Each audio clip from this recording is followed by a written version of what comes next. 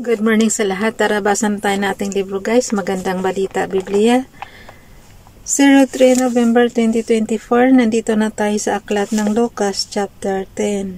Isinugo ni Jesus ang 72. Pakisabayan ako ng basa ng pare-pareho tayo dito matuto sa salita ng Diyos at sa history na rin ni Jesus. And malapit na tayo matapos sa ating Biblia. Kunting tiyaga na lang. Matatapos na natin ang buong Bible. Lucas chapter 10 verse 1, pagkatapos nito pumili ang Panginoon ng 72, sila ay isinugo niya ng dala-dalawa sa bawat bayan at puok na pupuntahan niya. Verse 2, sinabi niya sa kanila, napakarami ng aanihin, ngunit kakaunti ang mga mag-aani. Idalangin ninyo sa may-ari ng aanihin na magpadala siya ng mga mag-aani. Verse 3, sige pumunta na kayo, isinusugo ko kayong parang mga tupa sa gitna ng mababangis na asong gubat. Verse 4, huwag kayong magdala ng lalagyan ng pera, bag o sandalyas. Huwag na kayong makikipagbatian kanino man sa daan. Verse 5, pagpasok ninyo sa alinmang bahay, sabihin mo na ninyo maghari nawa ang kapayapaan sa bahay na ito. Verse 6, kung maibigin sa kapayapaan ang nakatira roon, tatanggapin nila ang kapayapaan ninyo, ngunit kung hindi, babalik sa inyo ang inyong kapayapaan. Verse 7, makituloy kayo sa bahay na iyan at huwag kayong magpapalipat-lipat ng tinutuluyan. Kainin ninyo at inumin ang anumang ihain sa inyo sapagkat ang manggagawa ay may karapatang tumanggap ng sweldo. Verse 8, kapag tinanggap kayo sa alinmang bayan, kainin ninyo ang anumang ihain sa inyo. Verse 9, pagalingin ninyo ang mga may sakit at sabihin sa mga taga roon, malapit na kayong pagharian ng Diyos. Verse 10, ngunit kung hindi kayo tatanggapin sa isang bayan, pumunta kayo sa mga lansangan nito at sabihin. Verse 11, pati ang alikabok ng inyong bayan na dumikit sa aming mga paa ay ipinapagpag namin bilang babala sa inyo. Ngunit pakatandaan ninyo, nabigyan na kayo ng pagkakataong mapagharian ng Diyos. Verse 12, sinasabi ko sa inyo, sa araw ng paghuhukom ay higit na mabigat ang parusang igagawad sa mga mamamayan ng bayang iyon kaysa parusang dinadanas ng mga taga-Sodoma. Babala sa mga bayang ayaw magsisi. Lucas chapter 10 verse 13, kawawa kayo mga taga-Corazin, kawawa kayo mga taga-Bethsaida, sapagkat kung sa Tiro at Sidon ginawa ang mga himalang ginawa sa inyo, matagal na sanang nagdamit ng sako at naupo sa abo ang mga taga roon bilang tanda ng kanilang pagsisisi. Verse 14, sa araw ng paghuhukom, higit na mabigat ang kaparusahan ninyo kaysa sa kaparusahan ng mga taga-Tiro at taga-Sidon. Verse 15, at kayong mga taga-Capernaum, maaaring itaas ninyo ang inyong sarili hanggang sa langit, ngunit ibabagsak kayo hanggang sa daigdig ng mga patay. Verse 16, ang nakikinig sa inyo ay sa akin nakikinig, ang nagtatakwil sa inyo ay nagtatakwil sa akin, at ang nagtatakwil sa akin ay nagtatakwil sa nagsugo sa akin. Bumalik ang 72. Lucas chapter 10 verse 17, masayang-masayang bumalik ang 72, iniulat nila sa Panginoon, kahit po ang mga demonyo ay sumusuko sa amin dahil po sa kapangyarihan ng inyong pangalan. Verse 18, sinabi sa kanila ni Jesus, nakita kong parang kidlat na nahulog si Satanas mula sa langit. Verse 19, binigyan ko kayo ng kapangyarihang tapakan ang mga ahas at mga alakdan at ang lahat ng kapangyarihan ng kaaway at walang makakapanakit sa inyo. Verse 20, ngunit magalak kayo, hindi dahil sa napapasuko ninyo ang masasamang espiritu, kundi dahil sa nakatala sa langit ang inyong mga pangalan. Swerte naman ng 72 na yan. Nakatala na yung pangalan nila sa langit. Nagalak si Jesus. Lucas chapter 10 verse 21, ng oras ding iyon si Jesus ay napuspos ng kagalakan ng Espiritu Santo. Sinabi niya, salamat sa iyo Ama, Panginoon ng langit at lupa, sapagkat inilihim mo sa marurunong at sa matatalino, sapagkat inilihim mo sa marurunong at sa mga matatalino ang mga bagay na ito, ngunit inihayag mo sa mga taong ang kaolooban ay tulad ng sa bata. Oo, Ama, sabagkat ganoon ang nais mong mangyari. Verse 22, ibinigay sa akin ng aking Ama ang lahat ng bagay, walang nakakakilala sa anak kundi ang Ama, at wala namang nakakakilala sa Ama kundi ang anak, at ang mga taong ginawang karapat-dapat ng anak na makakilala sa Ama.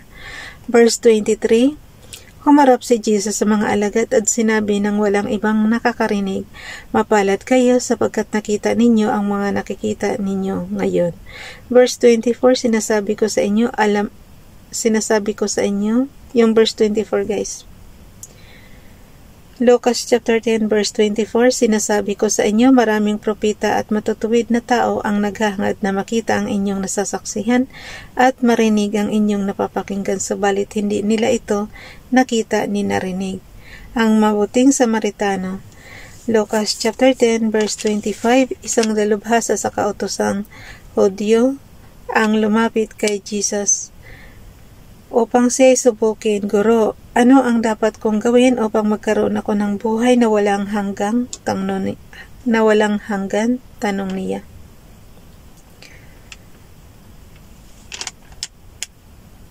Verse 26. Sumagot si Jesus, ano ba ang nakasulat sa kautusan? Ano ba ang nababasa mo roon? Verse 27, sumagot ang lalaki, ibigin mo ang Panginoon mong Diyos ng buong puso, buong kaluluwa, buong lakas at buong pag-iisip, at ibigin mo ang iyong kapwa gaya ng pag-ibig mo sa iyong sarili. Verse 28, sabi ni Jesus, tama ang sagot mo, gawin mo iyan at magkakamit ka ng buhay na walang hanggan. Verse 29, upang huwag siyang lumakas, nakahiya-hiya, nagtanong pa ang lalaki. Mali ako, lumabas yan guys. Okay, ulitin ko. Lucas chapter 10 verse 29. Upang huwag siyang lumabas, nakahiya-hiya, nagtanong pa ang lalaki, sino naman ang aking kapwa? Verse 30, sumagot si Jesus, may isang taong naglalakbay mula sa Jerusalem papuntang Jericho. Hinarang siya ng mga tulisan, kinuha pati ang damit sa kanyang katawan, binugbog at iniwang halos patay na. Verse 31, nagkataong dumaan doon ang isang paring Hudyo. Nang makita ang taong nakahandusay, lumihis siya at nagpatuloy sa kanyang paglakad. Verse 32, dumaan din ang isang Levita, ngunit nang makita niya ang taong binugbog, lumihis din ito at nagpatuloy sa kanyang paglakad. Verse 33, ngunit may isang Samaritanong naglalakbay na napadaan doon, nakita niya ang biktima at siya naawa. Verse 34, nilapitan niya ito at binuhusan ng langis at alak ang mga sugat at binindahan. Pagkatapos ang lalaki ay isinakay ng Samaritano sa kanyang asno at dinala ito sa bahay panuluyan upang maalagaan doon. Verse 35, kinabukasan binigyan niya ng 2 salaping pilak ang may-ari ng bahay panuluyan at sinabi, hito, alagaan mo siya at kung higit pa riyan ang iyong magagastos, babayaran ko sa aking pagbalik. Verse 36, at nagtanong si Jesus, sa palagay mo, sino kaya sa tatlo ang naging tunay na kapwa ng taong hinarang ng mga tulisan? Lucas chapter 10 verse 36, at nagtanong si Jesus, sa palagay mo, sino kaya sa tatlo ang naging tunay? Ulitin ko lang yung Lucas chapter 10 verse 36 guys. At nagtanong si Jesus, sa palagay mo, sino kaya sa tatlo ang naging tunay na kapwa ng taong hinarang ng mga tulisan? Verse 37, ang taong tumulong sa kanya tugon ng abogado, kaya't sinabi sa kanya ni Jesus, sige, ganoon din ang iyong gawin. Dumalaw si Jesus kina Marta at Maria. Lucas chapter 10 verse 38, si Jesus at ang kanyang mga alagad ay nagpatuloy sa kanilang paglalakbay at pumasok sa isang nayon. Malugod silang tinanggap sa tahanan ni Marta, verse 39, at ng kapatid niyang si Maria. Naupo ito sa may paanan ng Panginoon upang makinig sa kanyang itinuturo. Verse 40, si Marta naman ay abalang-abala sa paghahanda, kaya't lumapit siya kay Jesus at dumaing. Panginoon, baliwala po ba sa inyo na pinababayaan ako ng kapatid kong maghanda ng nag-iisa?